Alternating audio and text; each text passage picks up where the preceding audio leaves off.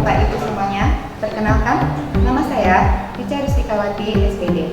Saya bertugas di SMP Negeri 7 Sijunjung, Kabupaten Sijunjung, Provinsi Sumatera Barat. Saat ini saya tercatat sebagai mahasiswa PPG Angkatan 3 Program Studi IPA pada LPTK Universitas Pendidikan Indonesia Bandung. Saat ini saya akan membuat rekaman video pembelajaran saya pada kunci kinerja praktek pembelajaran. Semoga dengan menyelesaikan video praktek pembelajaran ini akan memudahkan langkah saya untuk menjadi salah satu guru profesional di Indonesia. Selamat menyaksikan.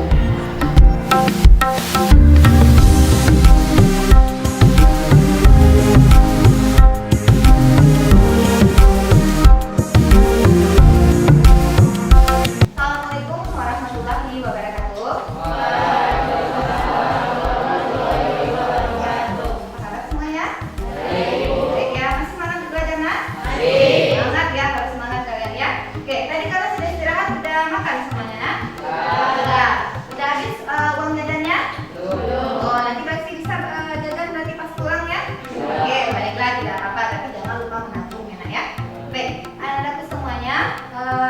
Ibu lihat ini sudah berapa orang kita dalam kelas ini, sudah cukup semuanya? Sudah. Ada yang tidak hadir hari ini, nak? Sip, satu ada yang tidak hadir hari ini? Sudah. Semuanya kita cukup 2 suara. Baik, alhamdulillah ya. Berarti kalian tidak ada yang alfa pada pembelajaran hari ini ya. Oke, baiklah anak-anakku semuanya. Sebelum kita mulai pembelajaran, ibu lihat masih banyak nih sampah di dekat mejanya. Coba yang masih ada sampah di dekat mejanya, coba dipungut dulu sampahnya, buang ke tong sampah di luar ya. Misalkan kita belajar dalam keadaan kelas yang rapi dan bersih ya. Baik anak-anakku semuanya, sebelum kita mulai pembelajaran hari ini, kita awali dulu dengan berdoa ya. Coba buka kelasnya, Evan ya Evan. Oh bentar, silakan bentar, siapkan kelasnya bentar.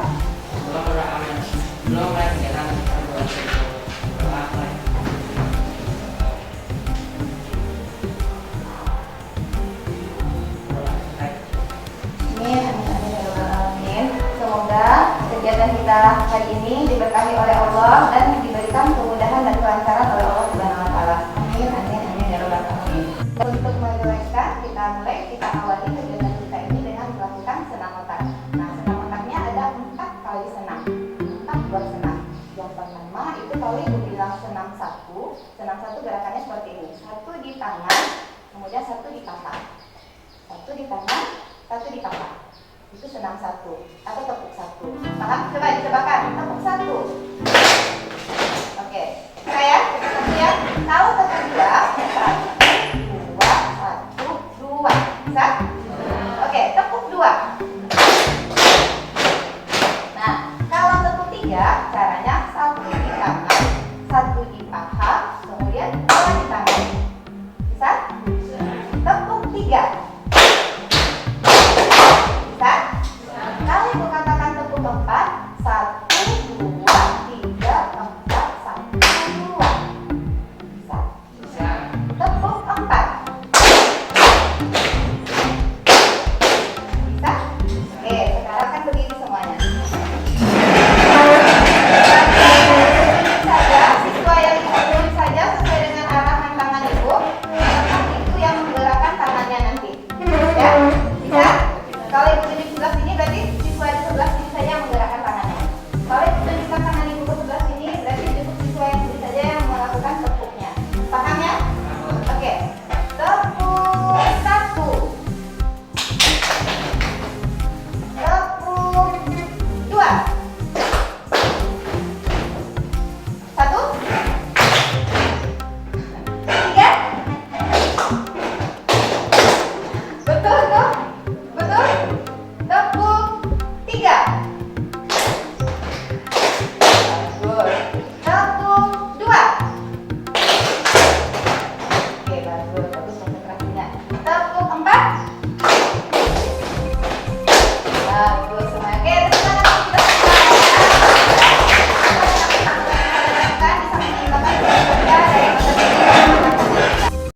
kita semuanya belajar, kau harus menanggung pahitnya kebodohan. Kalian mau dikategorikan sebagai orang bodoh? Ya. Tentunya ya, karena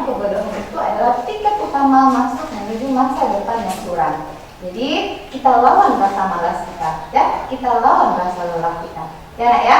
Nah, sebab itu, karena kesuksesan tidak akan menampakkan dirinya pada orang-orang yang malas.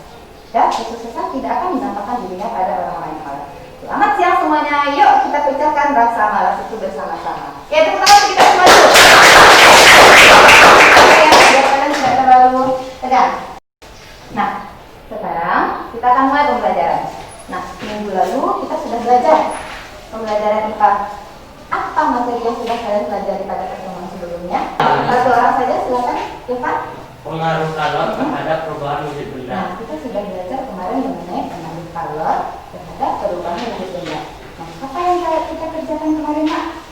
Ada nggak kita melaksanakan praktikum kemarin? Ada. Apa praktikumnya, Lia? Mengenai kapur barus. Nah, mengenai kapur barus. Kenapa kapur barus itu, Lia? Terdapat perubahan wujud benda pada kapur barus tersebut. Nah, ketika dipanaskan si kapur barusnya kemarin, ternyata kapur barus yang wujudnya padat, kapur barus itu wujudnya apa, Nak? Padat. Ketika dipanaskan, ternyata dia mengalami perubahan wujud. Apa wujudnya kemarin? Dia Mencair. nah, mencair, ya. Nah, kemarin ketika kalian cobakan memanaskan kapur barus, ternyata kapur barus yang wujudnya padat, dia bisa mencair. Berarti di sana terjadi perubahan wujud benda ketika benda diberikan kalor. Nah, sama seperti kalian memanaskan es batu gimana wujudnya? Padat. Ketika kalian panaskan, cair. Kenapa dia bisa cair? Karena diberikan kalor, ya, karena dia diberikan panas. Nah, oleh sebab itu sekarang akan kita lanjutkan pembelajaran kita, yakni mengenai perpindahan kalor, ya. Kita akan melanjutkan pelajaran mengenai perpindahan kalor. Jadi, kalor itu selain dia dapat merubah wujud suatu benda, kalor itu pun juga dapat berpindah, ya. Kalor selain dapat mengubah wujud benda, kalor juga dapat berpindah dari benda yang satu ke benda yang lainnya, ya. Oke. Sekarang silakan kalian perhatikan tayangan berikut. Nah, pernahkah Ananda membuat secangkir kopi panas, Nak? Pernah pastinya, terutama nih bagi anak ibu yang perempuan. Kalau tidak kopi, teh, ya. Nah, untuk membuat secangkir kopi panas itu kita butuh apa, Nak? Air panas, kopi, air, gula, kemudian ya air yang setengah sendok, kemudian air yang dipanaskan. Nah, kemudian setelah kalian campurkan kopi, campurkan gula, kemudian kalian seduh dia dengan air panas, lalu kalian aduk si kopi tadi. Bisa ke kopinya langsung kalian minum, Nak? Tidak. Lalu apa yang kalian lakukan? Menunggu beberapa saat. Setelah kalian diamkan dia beberapa saat, apa yang terjadi, Nak? Nah, kopinya tidak lagi menjadi panas, artinya bisa kalian untuk meminumnya. Nah, apa yang terjadi pada kopi tadi, Nak? Terjadi perpindahan kalor. Dari mana terjadi perpindahan kalor pada kopi, Nak? Dari air kopi yang panas ke lingkungan sekitarnya. Oleh sebab itu, pada hari ini kita akan mempelajari materi masih mengenai kalor untuk subtopik yaitu perpindahan kalor. Jadi materi kita hari ini itu materi tentang perpindahan kalor. Nah, untuk kompetensi dasarnya kita masih sama seperti pertemuan sebelumnya, masih berada di KD atau kompetensi dasar 3.4, yakni menganalisis konsep suhu, pemuaian kalor, perpindahan kalor, dan penerapannya dalam kehidupan sehari-hari, termasuk mekanisme menjaga kestabilan suhu tubuh pada manusia dan hewan.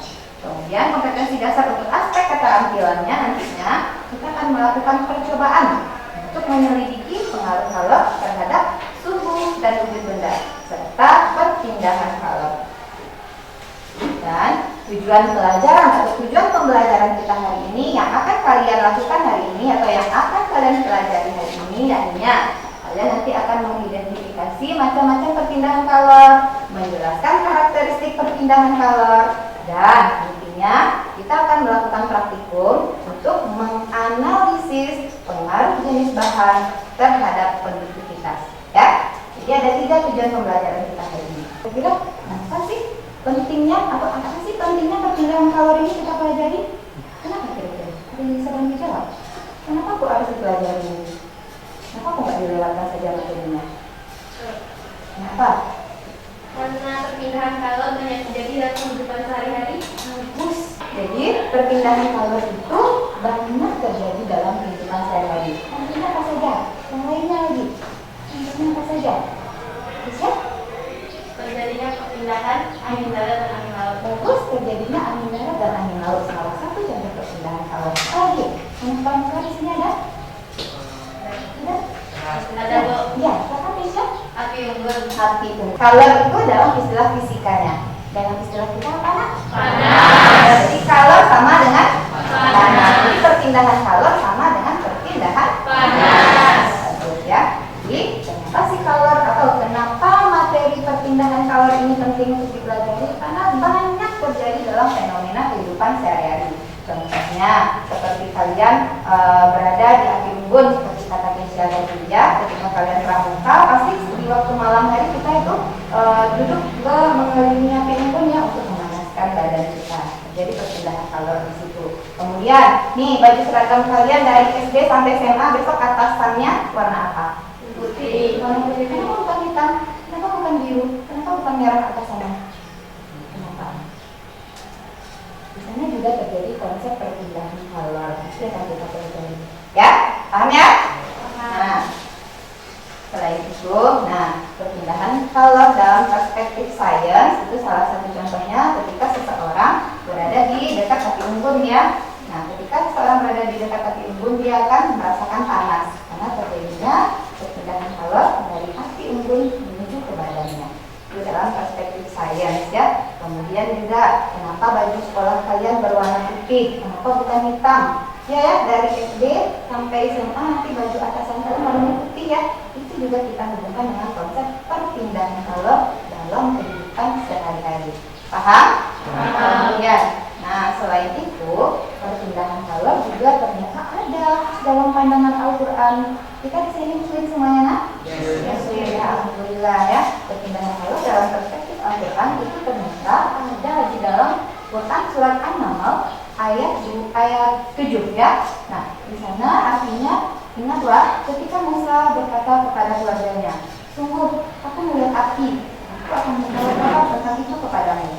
Atau aku akan membawa seluruh api atau obor kepadamu agar kamu dapat berdiam atau menghangatkan badan dekat api. Adakah terjadi perpindahan kalor? Ada. Ada yang bahas tentang perpindahan kalor di sini nak? Ada. Bagian apanya nak? Di bagian bagian radiasinya ya tuh di sana ketika berdiam atau menghangatkan badan di dekat api. Ternyata dalam Al-Quran juga dibahas masalah perpindahan kalor. Ya nak ya? Oke. Apa yang dinilai? Kedisiplinan kalian, keaktifan kalian, bagaimana kalian bekerja nanti dalam kelompoknya, kita akan ibu ambil. Kemudian yang kedua, itu juga akan menilai pengetahuan. Pengetahuan artinya dalam aspek kognitif, bagaimana kalian memahami materi yang ibu terangkan di 2 jam pelajaran ini. Nanti akan ada penilaiannya di akhir pembelajaran. Kemudian yang ketiga, ibu nilai keterampilan kalian. Keterampilan di sini artinya yang dinilai yaitu bagaimana kalian nanti bekerja melaksanakan praktikum di dalam kelompok. Apakah kalian hati-hati, teliti, dan bagaimana kalian melakukan praktikum di dalam kelompok. Ya, jadi semua aspek selama kalian berada di lab ini itu ibu nilai. Ya, jadi jangan sampai ada yang main-main dalam bekerja. Ya nak ya? Oke. Sekarang untuk di awal ibu berikan kalian refresh. Ada kalian tahu apa yang dimaksud dengan color? Siapa yang bisa? Panas. Silakan tunjuk. Acung tangannya. Oke, silakan bisa.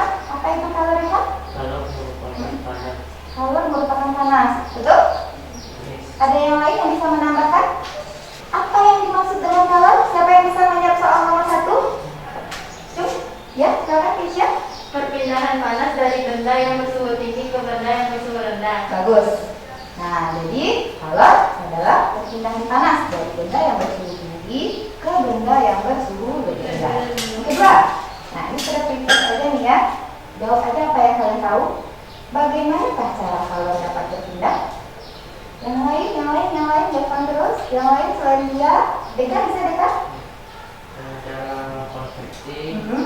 radiasi, konduksi. Bagus. Jadi color dapat berpindah dengan konduksi, konveksi, dan radiasi. Nah, Nah, tadi Bu lihat tadi nggak berapa orang yang menunjuk tangan, berarti yang lainnya belum ada yang membaca modulnya di rumah, betul ya?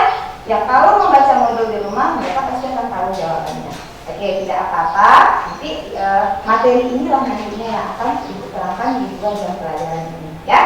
Oke, kita lanjut. Nah, amatilah gambar berikut ini. Gambar apa yang kalian lihat, Nak? Orang Gambar orang yang sedang memanaskan besi atau logam. Nah, setelah kalian memperhatikan gambar tersebut, Ibu minta ajukan 1 pertanyaan. Ya, silakan Pak. Mengapa tangan kita terasa panas ketika menyentuh besi? Bagus, bagus pertanyaannya. Nah, kata Yovan tadi setelah dia mengamati gambar ini, katanya tadi mengapa ya setelah kita panaskan logam, tapi tangan kita yang tidak langsung terkena api juga ikut merasakan panasnya, gitu ya Yovan ya? Nah, untuk menjawab pertanyaan Yovan tadi, silakan kalian saksikan video berikut ini ya. Baik, bersama saya dari tim Opera akan memberikan penjelasan tentang perpindahan panas. Seperti yang kita ketahui bahwa panas bisa berpindah dengan 3 cara, di antaranya adalah konduksi, konveksi, dan radiasi.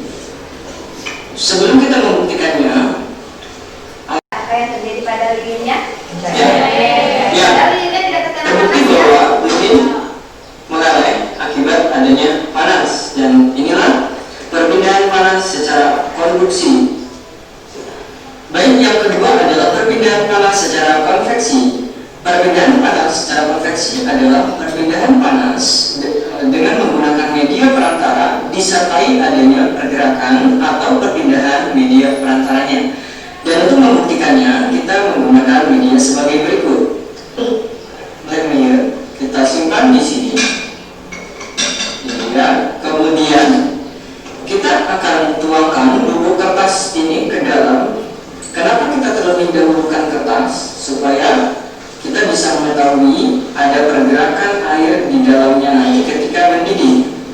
Berikutnya, kita tuangkan air ke dalam layer.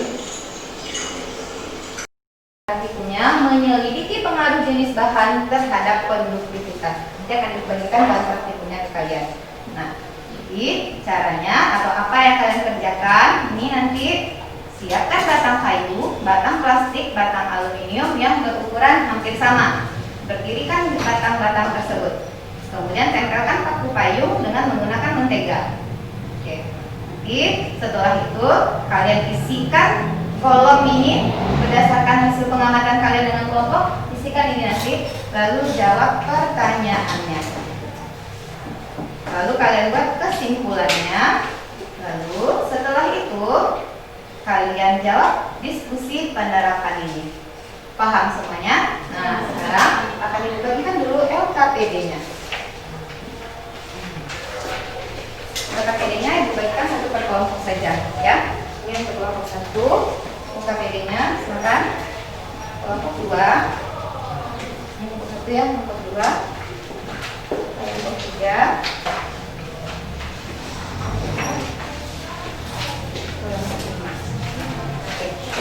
Mengerti cara kerjanya? Apa yang harus kalian kerjakan?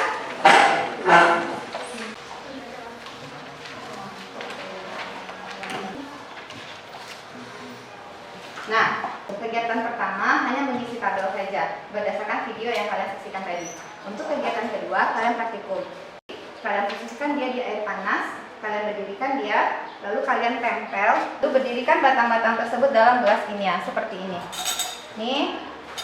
Ini untuk mewakili batang aluminium atau logam, mewakili batang kayu, dan yang ini mewakili batang plastik. Jadi apa yang kalian kerjakan? Nanti kalian isi ini dengan air dulu, kalian didihkan airnya. Berapa volume airnya? Nggak perlu banyak, cukup 100 ml saja.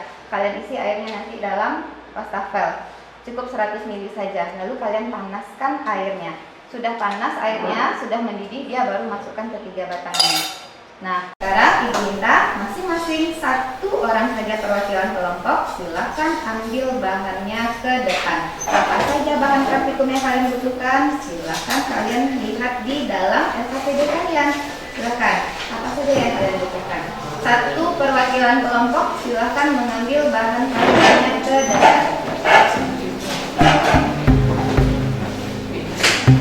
Ya, bagus, bagus, bagus, bagus. Jadi, ya, cepat.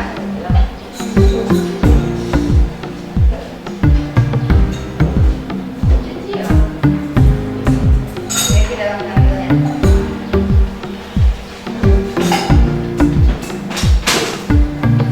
Oke.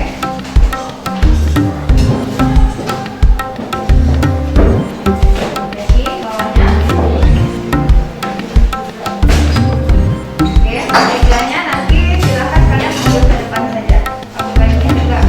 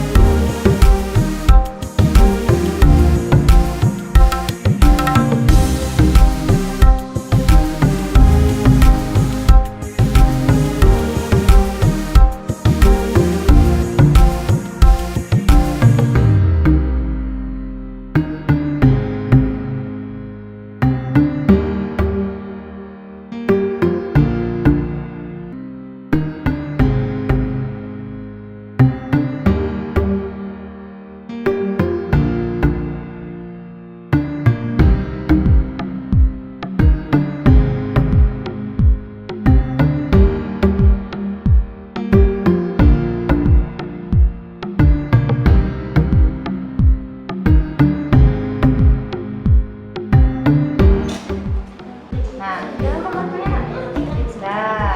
bagus. Untuk lihat ya, siapa kira-kira yang duluan jatuh. Kebalik.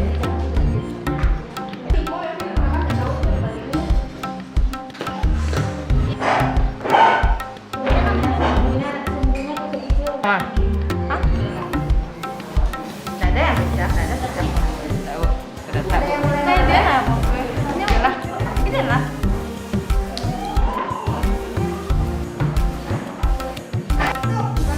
Siapa batangnya yang dulu menjatuhkan si mata bayinya? Ada yang tidak meleleh?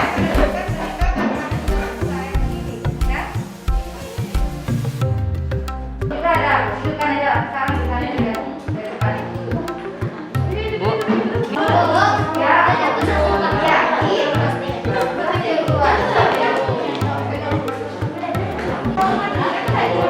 Gimana? Satu lagi, dia yang paling lama ya.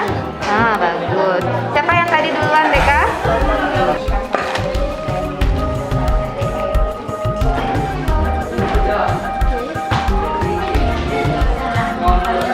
Bastego.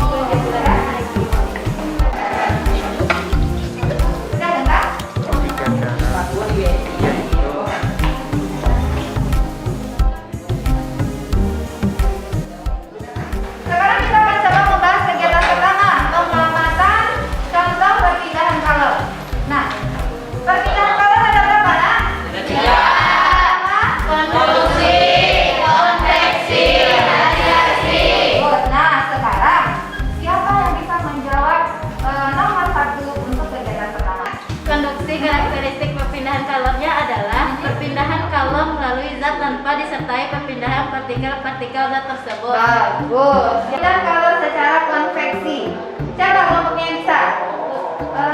Devan, silakan. Perpindahan kalor disertai perpindahan partikel. Nah, bagus. Perpindahan kalor yang disertai perpindahan partikel-partikel zatnya. Apa contohnya tadi dalam video? Memanaskan air. Ketika kalian memanaskan air tadi di dalam video tadi kan dibuatnya guntingan kertas kecil ya. Kertas kecil itu diibaratkan sebagai partikel zat air, zat cair. Nah, nampak si kertas tadi berputar-putar dia kan? Nah, itu dia berarti kalau konveksi perpindahan panas yang disertai dengan perpindahan partikel-partikel zatnya. Berpindah partikel zat panas itu dari bawah dia ke atas, dari atas dia ke bawah. Paham? Paham. Apa contoh peristiwa konveksi dalam kehidupan sehari-hari? Ya, guys ya. Ya, guys ya.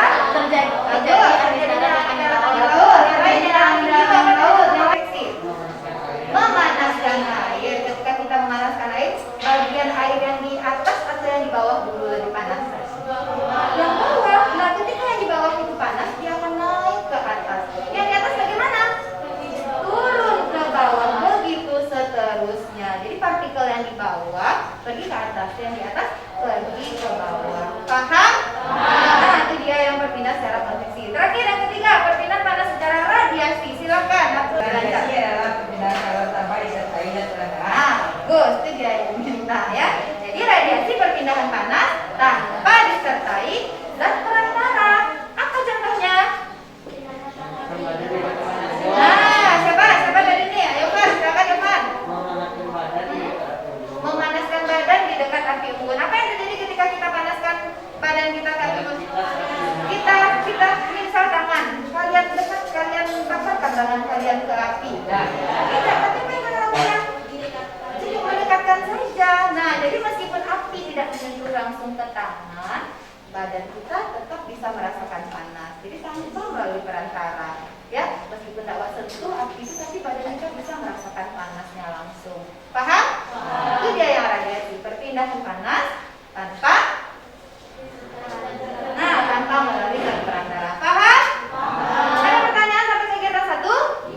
Ya, kalau tidak kita masuk pada kegiatan kedua. Sekarang untuk hasil pengamatan pertama, batang kayu berapa detik waktunya, berapa menit, plastik berapa, aluminium berapa. Silakan kelompoknya. Kelompok berapa? Oke, kelompok 5 silakan. Batang kayu berapa lama waktunya? 60, batang kayu 60 detik, batang plastik 30 detik, batang aluminium 25 detik. Nah, bagus. Batang kayu 60 ya. Plastik berapa?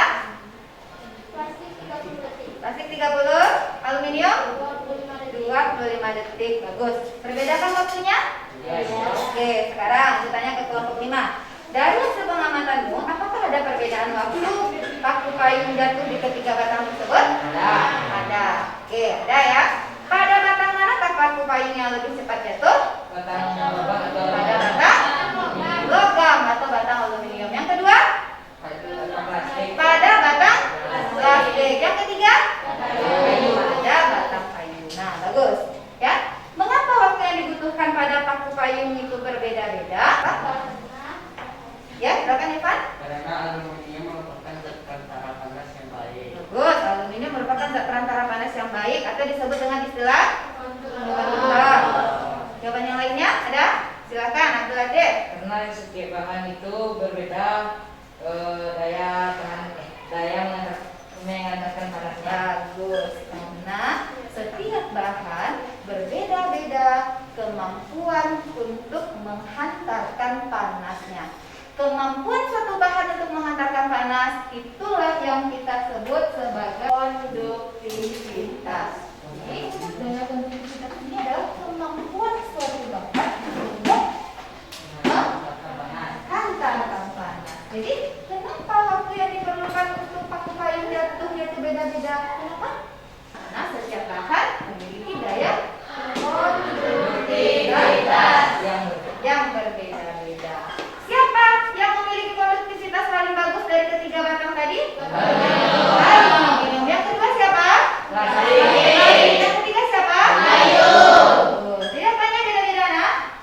Konduktivitas.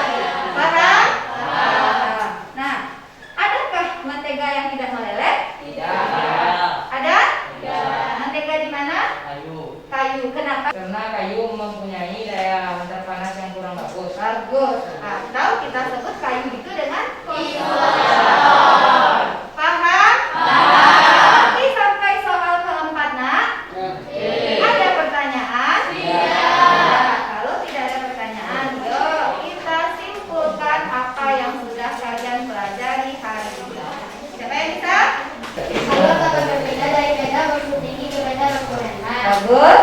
Kalau dapat berbeda dengan tiga cara, yaitu konduksi, Ya. konveksi, dan radiasi. Terus ada lagi? Pengantar panas yang baik disebut dengan konduktor. Bagus. Contohnya apa? Nah, contohnya aluminium. Bagus. Kemudian Bahan daya yang pengantar yang buruk disebut dengan isolator. contohnya apa? Contohnya kayu Dan dan plastik. bagus. Nah, jadi kesimpulan berikutnya, daya hantar panas atau konduktivitas setiap bahan itu berbeda-beda.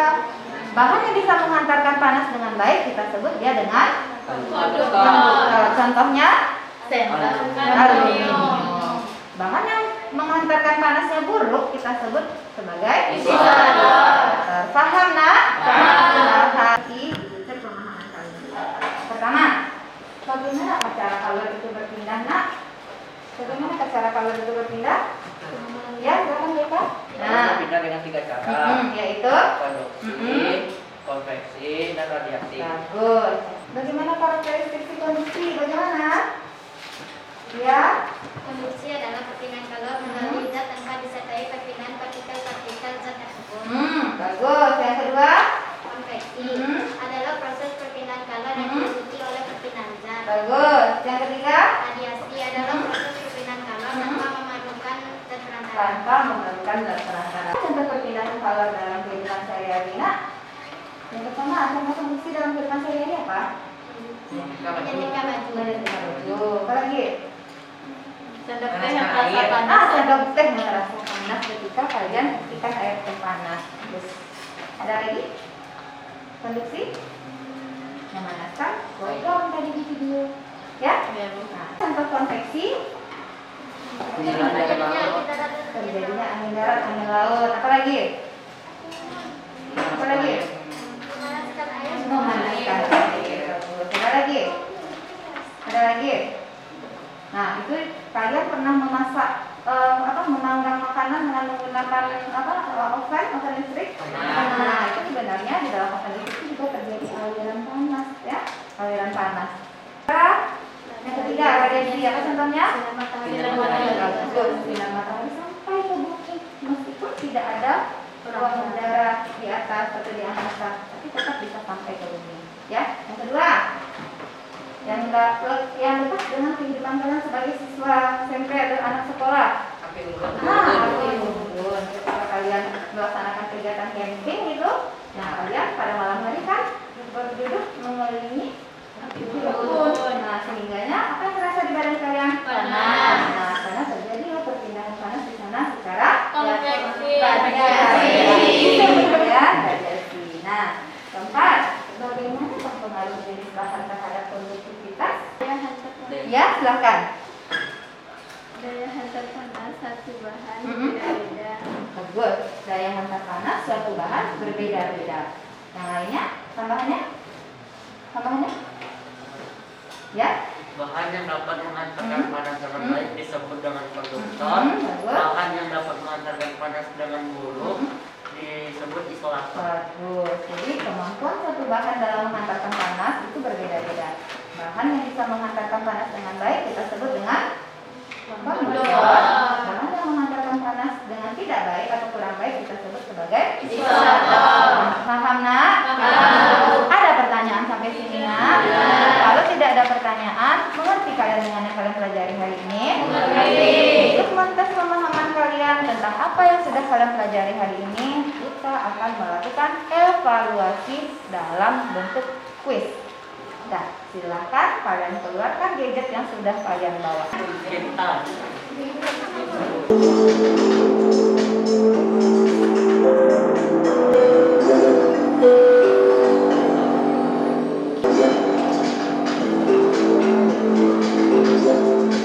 Betul semua ya. Yang kedua siapa? Genta. Wizis dengan betul ya. Selamat kepada Farid ya sebagai pemirsa kelas kita. Bagi yang belum berhasil, lebih giat lagi belajar. Ya, ibu minta satu orang atau perwakilan dari kalian menyampaikan refleksi. Refleksi ini artinya apa yang kalian rasakan pembelajaran hari ini? Bagaimana rasanya belajar hari ini? Menyenangkan, Bu. Menyenangkannya gimana ya, Gisya? Satu melakukan percobaan. Bagus, melakukan percobaan menyenangkan ya, karena di SD itu kalian tidak ada melakukan percobaan di lab ya. Kalau tidak ada pertanyaan, Ibu cukupkan. Jangan lupa Pada pertemuan besok, siapkan diri kalian untuk menghadapi penilaian harian. Artinya kita akan ulangan harian. Cukupkan pembelajaran hari ini. Terima kasih atas perhatianmu, terima kasih atas keaktifanmu, terima kasih atas partisipasi kamu. Sebelum mengakhiri pembelajaran, kita berdoa dulu. Silakan, cukup sebentar. Kebiasaan kita